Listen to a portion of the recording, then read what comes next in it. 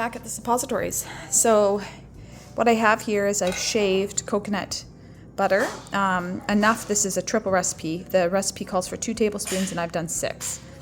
I used to sit here and stir it with a disinfected like nylon spoon. Make sure everything's really super clean. I've just found now just letting it sit in the hot water till it melts is a little easier on me, so I just leave it there. I just use a piece of parchment to ensure it's super clean. Boiling water on everything. So this recipe is from a special lady named Jenny Patel Thompson, and it uses this DMSO and potassium iodide, and then the carrier is the cocoa butter. If you want to make a solution, like a liquid solution where you would use like a syringe for rectal use, you would use George's aloe vera as the carrier. So it's similar to an aloe vera. It's a thinner because they take out, I think it's like, can't remember if it's aloin or something. There's some property between the flesh and the skin that can irritate the mucosa, so they remove that in George's brand. So I'm doing the suppository mold because it saves me cleaning, disinfecting the syringe between every use. So I find it easier just to do the work up front, but you know, maybe you get different benefits too from using maybe it's a good idea to do both. So you can use these topically for external hemorrhoids or internally for hemorrhoids or fissures. And there's recipes further that she uses that include colloidal silver, and that's for more like a fistula or an abscess when there's infection present. So I'm not going to go over that today, but so we've got in here our 6 tablespoons, which is a triple batch. So a triple batch on this single batch is a 1/2 teaspoon and a 1/4 teaspoon of the potassium iodide. So I'm going to do 1.5 teaspoons of the DMSO and 3/4 of a teaspoon of the potassium iodide.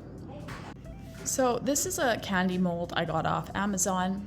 I like it because it has the pointy tip, and I can, once I have when I'm going to apply it, I just kind of press the end in so it's not quite as pointy, melt it down a little bit with my gloved warm thumb, just press on it, and then I can insert these. So I use these for my suppositories. Silicone's good because the DMSO is like a translucent material. It picks up whatever it touches. So you don't really want to use plastics. You want to use like I mean, a glass is really ideal, but silicone's far better than plastic. So yeah, okay, I'm gonna get these going. Okay, here's the first teaspoon of DMSO going in, and then I just need 1 more half. There's the half.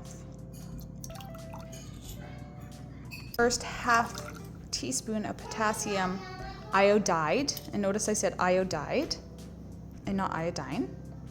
There's a 1/4 teaspoon, making it 3/4 of a teaspoon of potassium iodide. Now we're stirring that a little bit. Once it's well incorporated, we will pour it in the molds. Okay.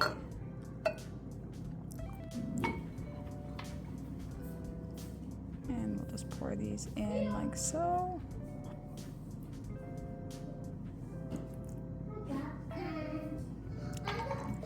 I might do a few half full just so that the first couple I put in, I can see what my body thinks of that.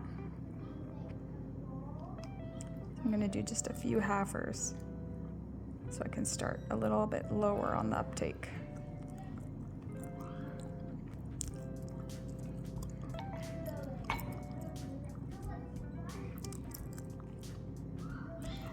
A couple 3/4 ways. Tiny bits. I have all sizes.